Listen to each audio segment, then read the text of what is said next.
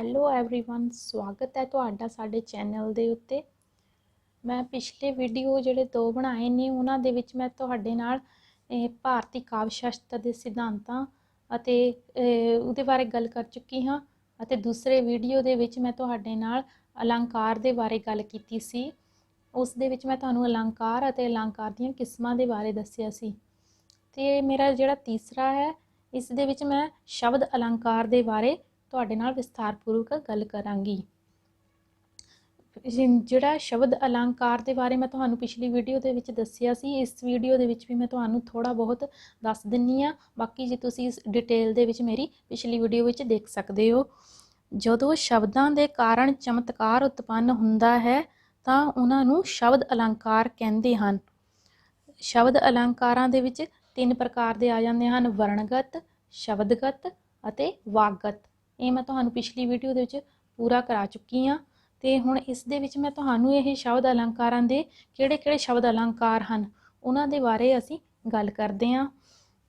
ਸਭ ਤੋਂ ਪਹਿਲਾ ਹੈ ਅਨੁਪ੍ਰਾਸ ਅਲੰਕਾਰ।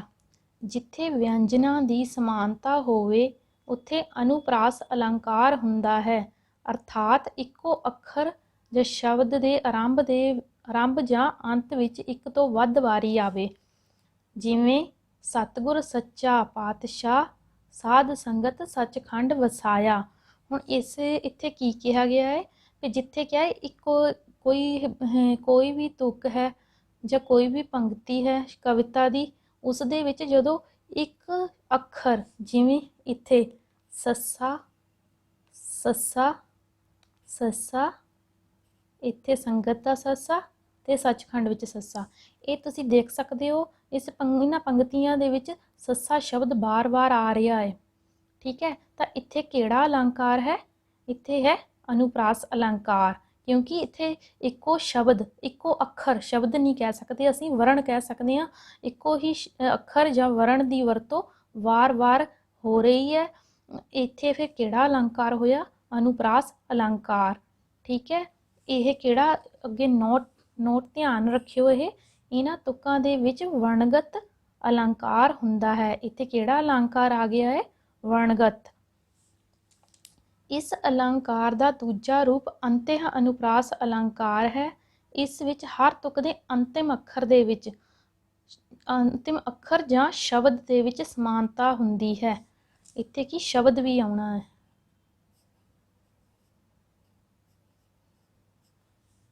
ਠੀਕ ਹੈ। ਆਸ਼ਕ ਆਪਾ ਵਾਰੇਗਾ, ਦੂਤੀ ਗੱਲਾਂ ਮਾਰੇਗਾ।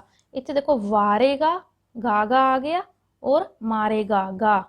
ਇਹਨਾਂ ਦੇ ਵਿੱਚ ਕਿਆ ਅੰਤਲੇ ਅੱਖਰਾਂ ਦੇ ਵਿੱਚ ਇਹ ਸਮਾਨਤਾ ਹੈ, ਇਸ ਲਈ ਇੱਥੇ ਕਿਹੜਾ ਅਲੰਕਾਰ ਹੈ? ਅੰਤਯ ਅਨੁਪ੍ਰਾਸ ਅਲੰਕਾਰ, ਜੋ ਕਿ ਅਨੁਪ੍ਰਾਸ ਦਾ ਹੀ ਅੱਗੇ ਦੂਸਰਾ ਰੂਪ ਹੈ। ਅਨੁਪ੍ਰਾਸ ਦੇ ਵਿੱਚ ਸਟਾਰਟਿੰਗ ਦਾ ਪਹਿਲਾ ਵਰਡ ਆਉਂਦਾ ਹੈਗਾ ਹੈ ਤੇ ਇਸ ਦੇ ਵਿੱਚ ਅੰਤਯ ਅਨੁਪ੍ਰਾਸ ਅਲੰਕਾਰ ਦੇ ਵਿੱਚ ਅੰਤ ਵਾਲਾ। ਆਈ ਹੋਪ ਤੁਹਾਨੂੰ ਇਹ ਸਮਝ ਲੱਗ ਰਿਹਾ ਹੋਵੇਗਾ। ਜਮਕ ਅਲੰਕਾਰ। ਜਮਕ ਦਾ ਅਰਥ ਹੈ ਜੋੜਾ, ਅਰਥਾਤ ਸ਼ਬਦਾਂ ਦਾ ਜੋੜਾ। ਜਿੱਥੇ ਇੱਕੋ ਸ਼ਬਦ ਵੱਖ-ਵੱਖ ਅਰਥਾਂ ਦੇ ਵਿੱਚ ਵਾਰ-ਵਾਰ ਆਵੇ ਉਹ ਜਮਕ ਅਲੰਕਾਰ ਹੈ। ਜਿਵੇਂ ਹੋਂਠ ਲਾਲ ਸੂਹੇ ਵਾਂਗ ਲਾਲ ਰੱਤੇ, ਲਾਲ ਵੇਖ ਸ਼ਰਮਾਉਂਦੇ ਵਾਲੀਆਂ ਨੂੰ। ਹੁਣ ਇੱਥੇ ਤੁਹਾਨੂੰ ਇਹ ਪਹਿਲੇ ਵੀ ਪੰਕਤੀ ਕਰਵਾਈ ਹੈ।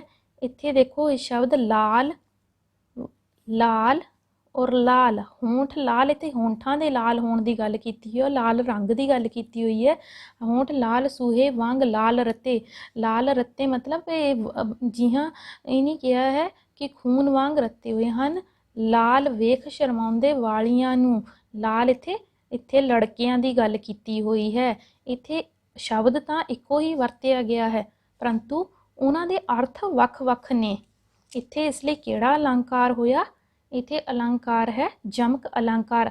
ਇਹੋ ਜਿਹੀਆਂ ਜਦੋਂ ਤੁਕਾਂ ਆਉਣਗੀਆਂ ਤਾਂ ਉੱਥੇ ਤੁਸੀਂ ਫਿਰ ਇਹਨਾਂ ਨੂੰ ਦੇਖ ਕੇ ਸਮਝ ਸਕੋਗੇ ਵੀ ਇਸ ਵਿੱਚ ਕਿਹੜਾ ਅਲੰਕਾਰ ਹੈ, ਕਿਉਂਕਿ ਇਹ ਜਿਹੜੇ ਅਲੰਕਾਰ ਮੈਂ ਤੁਹਾਨੂੰ ਕਰਾ ਰਹੀ ਹਾਂ ਇਹ ਬਹੁਤ ਹੀ ਇੰਪੋਰਟੈਂਟ ਅਲੰਕਾਰ ਨੇ।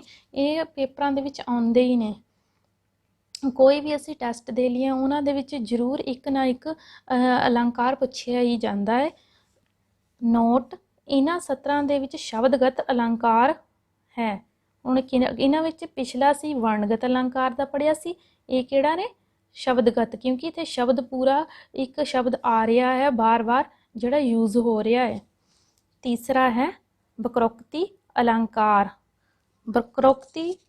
ਵਕਰੋਕਤੀ ਸ਼ਬਦ ਜਿਹੜਾ ਹੈ ਵਕਰੋਕਤੀ ਦੋ ਸ਼ਬਦਾਂ ਦੇ ਮੇਲ ਦੇ ਨਾਲ ਬਣਿਆ ਹੋਇਆ ਹੈ, ਵਕਰ ਪਲੱਸ ਉਕਤੀ। ਠੀਕ ਹੈ, ਵਕਰ ਦਾ ਅਰਥ ਹੈ ਟੇਢਾ ਮੇਢਾ ਅਤੇ ਉਕਤੀ ਦਾ ਅਰਥ ਹੈ ਕਥਨ। ਸਾਨੂੰ ਪਤਾ ਹੀ ਵੀ ਵਕਰ ਦਾ ਮਤਲਬ ਟੇਢਾ ਜਾਂ ਵਿੰਗਾ ਵੀ ਕਹਿ ਸਕਦੇ ਨੇ, ਅਤੇ ਉਕਤੀ ਦਾ ਅਰਥ ਹੁੰਦਾ ਹੈ ਕੋਈ ਕੀਤਾ ਹੋਇਆ ਬਿਆਨ ਜਾਂ ਕਥਨ ਹੁੰਦਾ ਹੈ। ਸੋ ਵਿੰਗੇ ਢੰਗ ਦੇ ਨਾਲ ਕੀਤੇ ਗਏ ਕਥਨ ਨੂੰ ਕੀ ਕਹਿੰਦੇ ਨੇ, ਵਕਰੋਕਤੀ ਆਖਦੇ ਹਨ। ਇਸ ਦੀ ਜਿਵੇਂ ਇਹਦੇ ਉਦਾਹਰਣ ਹੈ, ਇਸ਼ਕ ਇਸ਼ਕ ਦੱਸੇ ਵਾਰ ਬਾਰ ਮੈਨੂੰ, ਤੇਰੇ ਇਸ਼ਕ ਦੀ ਖਬਰ ਨਾ ਕਾਮ ਆਏ, ਕੀ ਕੁਝ ਰੰਗ ਆਹਾ ਕਿਤਨਾ ਕਦ ਹੈ ਸੀ, ਕਿਸ ਦੇ ਵਿੱਚ ਤੂੰ ਰੱਖਿਆ ਪਾ ਮਾਏ। ਇਸ ਦੇ ਵਿੱਚ ਜਿਹੜਾ ਇਹ ਵਕਰੋਕਤੀ ਅਲੰਕਾਰ ਹੁੰਦਾ ਹੈ, ਇੱਥੇ ਪਤਾ ਕੀ ਹੁੰਦਾ, ਇੱਥੇ ਨਾ ਸੁਣਨ ਵਾਲਾ ਜਿਹੜਾ ਹੈ ਬੋਲਣ ਵਾਲੇ ਨੂੰ ਕੁਝ ਹੋਰ ਹੀ ਸਮਝ ਲੈਂਦਾ ਹੈ। ਠੀਕ ਹੈ, ਉਸ ਦੇ ਵਿੱਚ ਕੀ ਹੈ ਫਿਰ ਵਕਰੋਕਤੀ ਅਲੰਕਾਰ ਦੀ ਹੋਂਦ ਮੰਨੀ ਜਾਣ ਲੱਗ ਪੈਂਦੀ ਹੈ। ਇਹ ਵਾਕਗਤ ਅਲੰਕਾਰ ਦੇ ਅੰਤਰਗਤ ਆਉਂਦਾ ਹੈ। ਜਿਹੜਾ ਇਹ ਅਲੰਕਾਰ ਹੁੰਦਾ ਨਾ, ਇਹ ਵਾਕਗਤ ਅਲੰਕਾਰ ਦੇ ਅੰਦਰ ਆਉਂਦਾ ਹੈਗਾ ਏ।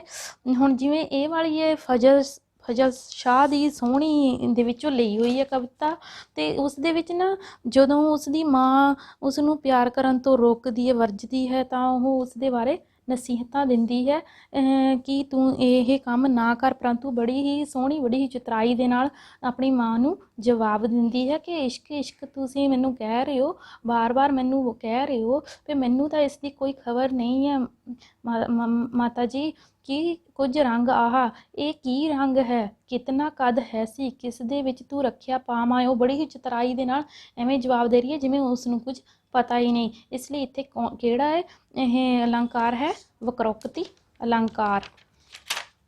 ਠੀਕ ਹੈ, ਤੇ ਅਗਲਾ ਹੈ ਚੌਥਾ ਵਿਪਾਸਾ ਅਲੰਕਾਰ। ਵਿਪਾਸਾ ਦੋ ਸ਼ਬਦਾਂ ਦੇ ਮੇਲ ਤੋਂ ਬਣਿਆ ਹੈ, ਵੀ ਪਲੱਸ ਪਾਸਾ। ਵੀ ਦਾ ਅਰਥ ਹੈ ਵਿਸ਼ੇਸ਼ ਅਤੇ ਪਾਸਾ ਦਾ ਅਰਥ ਹੈ ਪ੍ਰਾਪਤ ਕਰਨ ਦੀ ਇੱਛਾ, ਅਰਥਾਤ ਵਿਸ਼ੇਸ਼ ਪ੍ਰਾਪਤ ਕਰਨ ਦੀ ਇੱਛਾ। ਪ੍ਰੇਮ, ਘ੍ਰਿਣਾ, ਕ੍ਰੋਧ ਆਦਿ ਕਿਸੇ ਭਾਵ ਨੂੰ ਪ੍ਰਗਟ ਕਰਨ ਦੇ ਲਈ ਜਦੋਂ ਇੱਕੋ ਸ਼ਬਦ ਦੀ ਵਰਤੋਂ ਕਈ ਵਾਰ ਕੀਤੀ ਜਾਂਦੀ ਹੈ ਤਦੋਂ ਇਹ ਅਲੰਕਾਰ ਹੁੰਦਾ ਹੈ। ਦੂਜੇ ਸ਼ਬਦਾਂ ਦੇ ਵਿੱਚ ਜਦੋਂ ਕਿਸੇ ਤੀਬਰਤਾ ਨੂੰ ਪ੍ਰਗਟ ਕਰਨ ਦੇ ਲਈ ਇੱਕ ਸ਼ਬਦ ਵਾਰ-ਵਾਰ ਦੁਹਰਾਇਆ ਜਾਵੇ, ਵੀ ਇਸ ਦੇ ਵਿੱਚ ਕੀ ਵਿਪਾਸਾ ਵਿਸ਼ੇਸ਼ ਪ੍ਰਾਪਤ ਕਰਨ ਦੀ ਇੱਛਾ ਕੁਝ ਹੁੰਦੀ ਹੈ। ਠੀਕ ਹੈ, ਅਤੇ ਇਹਦੇ ਵਿੱਚ ਵੀ ਕਿਸੇ ਵੀ ਮੰਨ ਲਓ ਪ੍ਰੇਮ ਹੈ, ਘ੍ਰਿਣਾ ਹੈ, ਕ੍ਰੋਧ ਹੈ ਜਾਂ ਕੋਈ ਹੋਰ ਵੀ ਭਾਵ ਹੈ, ਉਸ ਨੂੰ ਪ੍ਰਗਟ ਕਰਨ ਦੇ ਲਈ ਜਦੋਂ ਵਾਰ-ਵਾਰ ਇੱਕ ਹੀ ਸ਼ਬਦ ਨੂੰ ਵਾਰ-ਵਾਰ ਦੁਹਰਾਇਆ ਜਾਂਦਾ ਹੈ ਤਾਂ ਉੱਥੇ ਕਿਹੜਾ ਅਲੰਕਾਰ ਹੁੰਦਾ, ਕਿਸੇ ਸ਼ਬਦ ਦੇ ਉੱਤੇ ਵਾਰ-ਵਾਰ ਜ਼ੋਰ ਦਿੱਤਾ ਜਾਂਦਾ ਹੈ ਤਾਂ ਉੱਥੇ ਕੀ ਹੁੰਦਾ, ਕਿਹੜਾ ਅਲੰਕਾਰ ਹੁੰਦਾ ਹੈ, ਉੱਥੇ ਵਿਪਾਸਾ ਅਲੰਕਾਰ ਹੁੰਦਾ ਹੈ। ਜਿਵੇਂ ਜਾਰ ਜਾਰ ਕਰਦੀ ਓੜਕ ਹੋ ਗਈ, ਬਰਬਾਦ ਅੱਲਾ ਬਰਬਾਦ ਅੱਲਾ। ਠੀਕ ਹੈ, ਫਜ਼ਲ ਸ਼ਾਹ ਮੀਆਂ ਸੋਹਣੀ ਡੁੱਬ ਮੋਈ, ਫਰਿਆਦ ਅੱਲਾ ਫਰਿਆਦ ਅੱਲਾ। ਹੁਣ ਫਰਿਆਦ ਅੱਲਾ ਤੇ ਬਰਬਾਦ ਅੱਲਾ ਅਤੇ ਬਰਬਾਦ ਅੱਲਾ ਤੇ ਯਾਰ ਜਾਰ, ਇਹ ਕਿਹੜੇ ਨੇ ਸ਼ਬਦ, ਇੱਥੇ ਕਿਹੜੇ ਅਲੰਕਾਰ ਨੇ, ਇਹ ਨੇ ਵਿਪਾਸਾ ਅਲੰਕਾਰ। ਜੇਕਰ ਤੁਹਾਨੂੰ ਮੇਰੀ ਇਹ ਵੀਡੀਓ ਪਸੰਦ ਆ ਰਹੀ ਹੈ ਤਾਂ ਪਲੀਜ਼ ਕਮੈਂਟ 'ਤੇ ਵੀ ਇਹ ਦੱਸਿਓ, ਅਤੇ ਨਾਲ ਹੀ ਮੇਰਾ ਪਲੀਜ਼ ਚੈਨਲ ਸਬਸਕ੍ਰਾਈਬ ਕਰਿਓ ਤੇ ਲਾਈਕ ਦਾ ਬਟਨ ਵੀ ਜ਼ਰੂਰ ਦਬਾਉਣਾ। ਅਗਲਾ ਹੈ ਸ਼ਲੇਸ਼ ਅਲੰਕਾਰ। ਸ਼ਲੇਸ਼ ਦਾ ਅਰਥ ਹੈ ਚਿਪਕਿਆ ਹੋਇਆ। ਇਸ ਤਰ੍ਹਾਂ ਦੇ ਅਲੰਕਾਰ ਦੇ ਵਿੱਚ ਕਿਸੇ ਸ਼ਬਦ ਦਾ ਇੱਕ ਅਰਥ ਦੂਜੇ ਅਰਥ ਦੇ ਨਾਲ ਚਿਪਕਿਆ ਹੁੰਦਾ ਹੈ, ਅਰਥਾਤ ਜਦੋਂ ਕਿਸੇ ਇੱਕ ਛੰਦ ਵਿੱਚ ਇੱਕ ਹੀ ਸ਼ਬਦ ਕਈ ਅਰਥਾਂ ਦੀ ਵਿਅੰਜਨਾ ਕਰਦਾ ਹੈ ਤਾਂ ਉਸ ਸ਼ਬਦ ਵਿੱਚ ਸ਼ਲੇਸ਼ ਅਲੰਕਾਰ ਹੁੰਦਾ ਹੈ। ਵੀ ਕੋਈ ਇੱਕ ਸ਼ਬਦ ਪਰੰਤੂ ਉਸ ਦੇ ਵਿੱਚ ਅਰਥ ਕਈ ਨਿਕਲ ਰਹੇ ਹਨ, ਪਰੰਤੂ ਉਹ ਅਰਥ ਵੀ ਇੱਕ ਦੂਸਰੇ ਦੇ ਨਾਲ ਚਿਪਕੇ ਹੋਏ ਹਨ, ਵੀ ਉਹਨਾਂ ਨੂੰ ਅਰਥਾਂ ਨੂੰ ਵੀ ਵੱਖ ਨਹੀਂ ਕੀਤਾ ਜਾ ਸਕਦਾ ਹੈ। ਉੱਥੇ ਕਿਹੜਾ ਅਲੰਕਾਰ ਹੁੰਦਾ ਹੈ, ਸ਼ਲੇਸ਼ ਅਲੰਕਾਰ ਹੁੰਦਾ ਹੈ। ਜਿਵੇਂ ਉਸ ਦੀਆਂ ਅੱਖਾਂ ਦਾ ਪਾਣੀ ਖਤਮ ਹੋ ਗਿਆ ਹੈ। ਹੁਣ ਇੱਥੇ ਜਿਹੜਾ ਪਾਣੀ ਵਰਡ ਹੈ ਜਾਂ ਪਾਣੀ ਸ਼ਬਦ ਹੈ, ਇਹਦੇ ਦੋ ਅਰਥ ਨੇ, ਇੱਕ ਅਥਰੂ ਤੇ ਦੂਸਰਾ ਹੈ ਸ਼ਰਮ ਹਿਆ। परंतु ये पानी वर्ड शब्द दे विच जिहड़े ने ये दोने अर्थ इंज चिपके हुए हैं, परंतु इन्हां नूं की है वख नहीं किया जा सकता। इस तरह के जिथे अलंकार होंदे ने उत्थे किहड़ा अलंकार हुंदा है? श्लेष अलंकार। इसका अगला अलंकार है शब्द अलंकार का चित्र अलंकार। इन्हां अलंकारां दे अनेकां रूप हैं, जिवें कंवल, खड़ग, हार, कटार आदि। भी कवि की करदा है, इस दे विच कवि अपने शब्द जालां दे नाल अजिहे अलंकारां नूं जन्म दिंदा है। भी ਇਹਦੇ ਵਿੱਚ ਕੀ ਵੀ ਜਿੱਦਾਂ ਹਾਰ ਜਿਹੜਾ ਇਹ ਸੁੰਦਰੀਆਂ ਦੇ ਸ਼ਿੰਗਾਰ ਦਾ ਪ੍ਰਤੀਕ ਹੁੰਦਾ ਹੈ, ਇਸ ਦੇ ਵਿੱਚ ਨਾ ਜਿਹੜੇ ਉਹ ਸ਼ਬਦ ਲਏ ਜਾਂਦੇ ਹਨ ਨਾ, ਉਹ ਇੱਕ ਪ੍ਰਤੀਕ ਦੇ ਵਜੋਂ ਲਏ ਜਾਂਦੇ ਹਨ। ਕੋਈ ਜਿੱਦਾਂ ਕਵੀ ਸੀ ਤਾਂ ਕਵੀ ਨੇ ਉਹ ਕੀ ਕਰਦੇ ਨੇ, ਉਹ ਇਹਨਾਂ वर्ड्स नूं लेके भी एक चित्रात्मक रूप पेश करने की कोशिश करते हैं। जिथे ये चित्रात्मक रूप पेश किया जाता है, उत्थे ही असी कोई शब्द सुनते तो एक प्रतीक के रूप दे विच वो साडी अखां दे सामने आ जाता है, तो एक ढंग दे नाल एक चित्र पेश अखां दे सामने हो जाता है। तो उत्थे किहड़ा अलंकार हुंदा है? चित्र अलंकार। जिवें हुण छतर जिहड़ा है, ये छतर ये ऐश्वर्य का प्रतीक है, ठीक है। कटार हो गया, कमान हो गया, ये शक्ति का प्रतीक हुंदा है। जिहड़ा हार श्रृंगार हुंदा है, सुंदरियां दे श्रृंगार का प्रतीक हुंदा है। इस तरह एक ही ने चित्र अलंकार। ते अगला है पुन उक्ति अलंकार। पुन का अर्थ है दोबारा जां मुड़, ते उक्ति का अर्थ है कथन।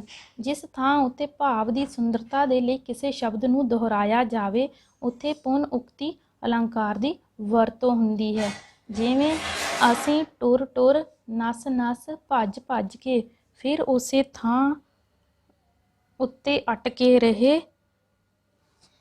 हुण इन्हां तुकां दे विच टुर टुर, नस नस, भज भज ये की ने? पुन उक्ति अलंकार ने। ਇਹ ਤਾਂ ਅਸੀਂ ਆਸਾਨੀ ਦੇ ਨਾਲ ਜੇ ਕਿਤੇ ਆ ਵੀ ਜਾਵੇ ਸਾਨੂੰ ਕੁਐਸਚਨ ਦੇ ਵਿੱਚ, ਤਾਂ ਅਸੀਂ ਆਸਾਨੀ ਦੇ ਨਾਲ ਇਹਨਾਂ ਨੂੰ ਟਿਕ ਕਰ ਸਕਦੇ ਹਾਂ, ਕਿਉਂਕਿ ਬਾਰ-ਬਾਰ ਆ ਰਿਹਾ ਹੈ ਤਾਂ ਇਹ ਦੁਬਾਰਾ ਆ ਰਿਹਾ ਹੈ। ਇੱਥੇ ਕੀ ਹੈ? ਕਥਨ ਜਿਹੜਾ ਹੈ ਦੁਬਾਰਾ ਰਿਪੀਟ ਹੋ ਰਿਹਾ, ਜਿਵੇਂ ਟੁਰ ਟੁਰ, ਨਸ ਨਸ, ਭੱਜ ਭੱਜ। ਫਿਰ ਜਿੱਥੇ ਵੀ ਇਹੋ ਜਿਹੇ ਅਲੰਕਾਰ ਹੋਣਗੇ ਉੱਥੇ ਕਿਹੜਾ ਅਲੰਕਾਰ ਹੁੰਦਾ ਹੈ? ਪੁਨ ਉਕਤੀ ਅਲੰਕਾਰ। ਇਸ ਢੰਗ ਦੇ ਨਾਲ ਜਿਹੜੇ ਇਹ 7 ਅਲੰਕਾਰ ਨੇ, ਹੈ ਤੇ ਵੈਸੇ ਹੋਰ ਵੀ ਬਥੇਰੇ ਸ਼ਬਦ ਅਲੰਕਾਰ ਨੇ, ਪਰੰਤੂ ਇਹਨਾਂ ਦੇ ਵਿੱਚ ਜਿਹੜੇ ਕੁਝ ਇੰਪੋਰਟੈਂਟ ਅਲੰਕਾਰ ਨੇ ਉਹਨਾਂ ਦੇ ਬਾਰੇ ਹੀ ਅਸੀਂ ਗੱਲ ਕਰਾਂਗੇ, ਅਤੇ ਜੋ ਆਮ ਤੌਰ 'ਤੇ ਟੈਸਟਾਂ ਦੇ ਵਿੱਚ ਪੁੱਛੇ ਜਾਂਦੇ ਨੇ। प्लीज़ जेकर तुहानू मेरी ये वीडियो पसंद आ रहा है तो तुसी इसनू लाइक जरूर करना, तो मेरे चैनल नू सबसक्राइब भी करना, तो कमेंट विच मैनू अपने व्यूज़ दसना भी तुहानू पसंद आ रहा है या नहीं आ रहा है। Thank you.